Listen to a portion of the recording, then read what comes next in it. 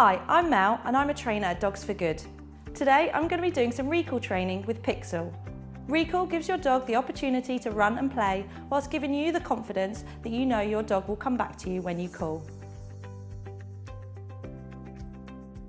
The basics of recall training start off in your house.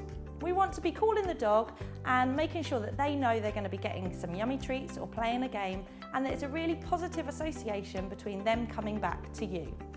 Pixel has been in training for quite a while now, so we've been practicing his recall quite a lot. So don't be afraid if maybe your dog isn't quite as good as Pixel. When you're starting training recall, wait until your dog pauses and maybe looks at you, and that gives you the opportunity to call them, and that means they'll come back to you and you can give them some treats and give them lots of fuss as well. As this becomes more reliable and they're glancing over at you more and they're wanting to come back to you, keep repeating it. Keep building that positive association that when they come back to you, you can give them lots of treats and lots of fuss.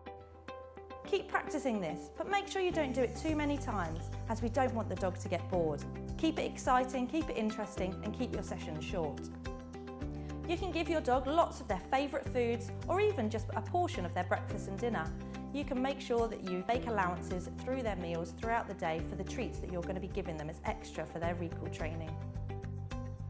When you're recall training, you want to be as positive and as fun as possible. Have your arms nice and open wide, a big smile on your face, and your dog is more likely to want to come back to you. Never tell your dog off if it does run off. Always be happy and give it lots of encouragement to come back to you. Dogs are very curious and friendly beings, so they are going to want to come back to you if you're being excited. However, explore and experiment with your dog in particular. They might prefer it if you're kneeling down, they might prefer it if you're standing up, or you can experiment with different reinforcements as well. Whatever works for you and your dog is going to be the best way forward. Different reinforcements could be something such as food or toys, or even a fuss and a cuddle. It's going to be dependent upon your dog's preferences to what they prefer. So again, spend some time with your dog figuring out what it is that they enjoy. When you're in a nice safe place, you can let your dog off the lead and let them roam and explore. They need time to take in all of the world around them, so we're not going to rush to call them back straight away. Again, in a new environment, we'll go back to the basics. So as the dog looks at you, you'll call them back. Keep practicing this when you're maybe in your garden or on a walk, as that means then it's going to be built up throughout their walk and throughout the time with you, and it will just become a normal thing for them. It's really important that recall training is fun. We want the dogs to be thoroughly enjoying their time with you, because they could be going off and exploring, but equally we want them to come back when you call them. As your dog improves with his recall and you're building your confidence, you can start adding in distractions. This might be people walking through the park, or it might be other dogs. What you still want to do though is to be really fun and really exciting, so the dog is going to want to come back to you. Make sure that you have a lot of space between you and the distraction, because it can be quite difficult for your dog to begin with.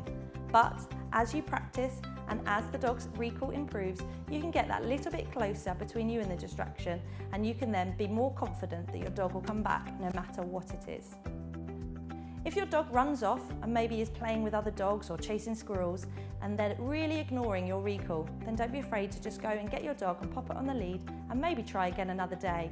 Whilst you're building your confidence with recall training, you could use an extendable lead or a long training line. Use a harness as well, as it's much more comfortable for your dog, but this allows your dog to have the freedom to roam and explore, but giving you the confidence that you know that they're not going to run off.